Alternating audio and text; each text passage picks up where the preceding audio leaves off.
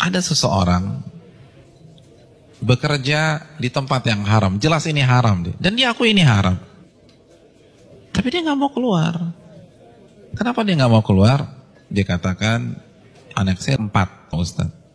Kalau saya keluar, anak pertama bayar kuliahnya gimana? Anak kedua SMA-nya gimana? Harus bayar uang gedung. Maka saya tetap bertahan karena faktor kondisi. Ini bukan sombong loh Ustadz, ini faktor kondisi. Hadirin enggak. Itu sok pintar. Itu sok pintar. Karena hakikatnya di hadapan kita ada 2 opsi. Opsi yang pertama, matematika kita, logika kita. Gaji kita 15 juta, anak 4. Oh cukup. Tapi begitu saya resign, maka bulan depan 15 juta itu hilang. Maka nggak mungkin mencukupi 4 orang anak. Itu matematika kita.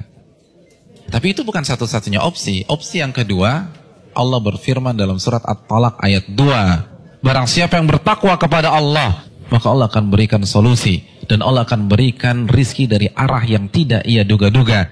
Namun karena kita merasa paling pintar, kita pilih opsi yang pertama. Karena kita lebih yakin dengan matematika kita daripada janji Allah Subhanahu wa Ta'ala. Bukankah itu sok pintar di hadapan Allah dan merasa cerdas di hadapan Allah Subhanahu wa Ta'ala? Inti dari semua kedurhakan itu merasa pintar, bukan kondisi. Merasa diri besar, merasa diri kuat menahan adab Allah pada hari kiamat. Rekan-rekan yang dirahmati oleh Allah Subhanahu wa Ta'ala, ini masalah dari dulu. Karena iblis itu menggunakan teori ini. Kenapa iblis divonis kafir? Kenapa iblis divonis kekal di neraka? Karena ketika dia disuruh sujud, dia katakan apa?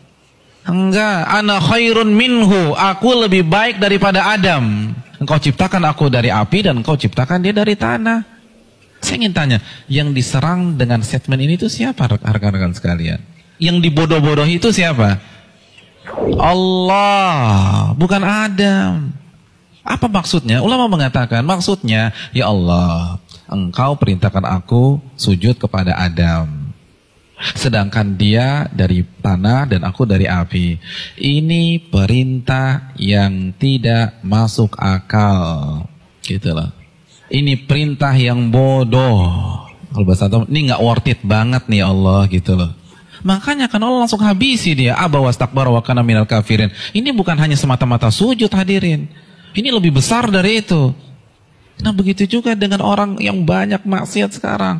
Ya nggak mungkin lah ada orang mengatakan ngaku muslim gue lebih pintar dari Allah. Enggak lah. Tapi dengan cara dia membantah ayat Allah, menolak hadis Nabi, itu kan rasa pintar. Merasa pintar.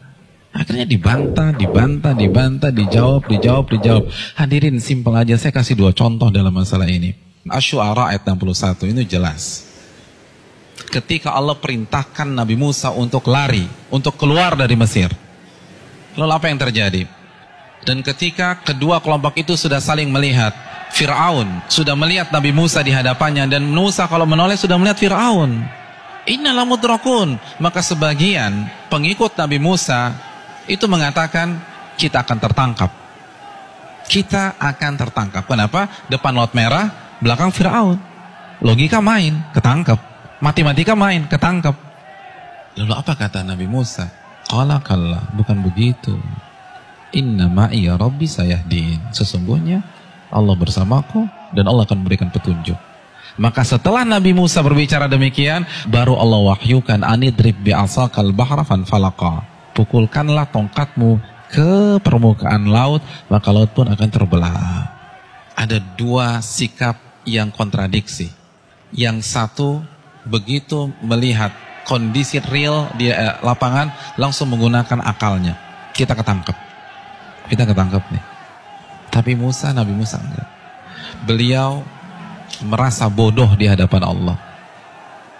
Maka beliau tidak menggunakan pemikirannya, tidak menggunakan logikanya, tidak menggunakan matematikanya.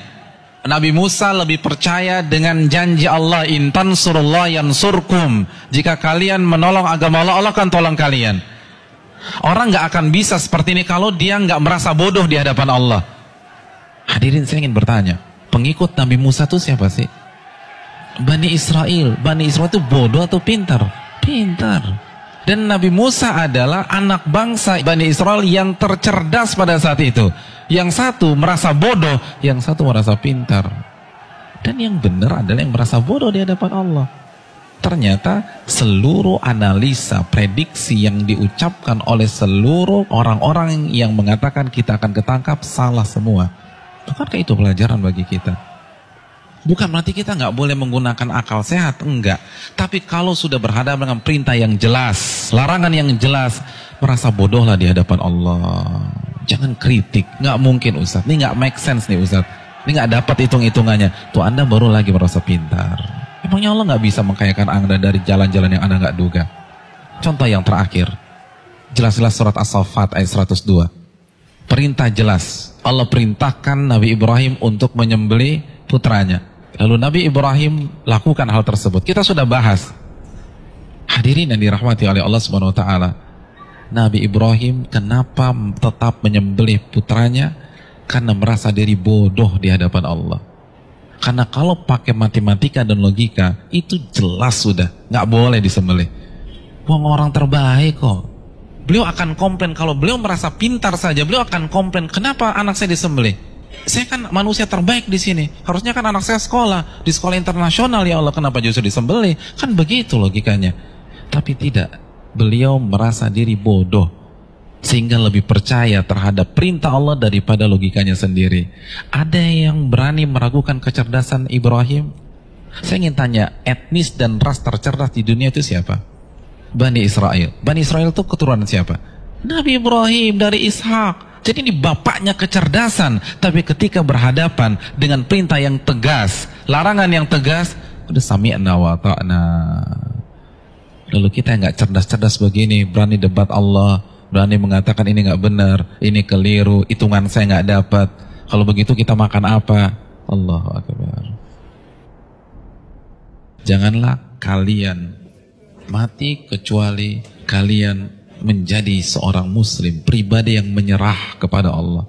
Kita yang mengkrit hari terakhir hidup kita. Dari sekarang, hadirin sekalian, dari sekarang, menyerahlah kepada Allah.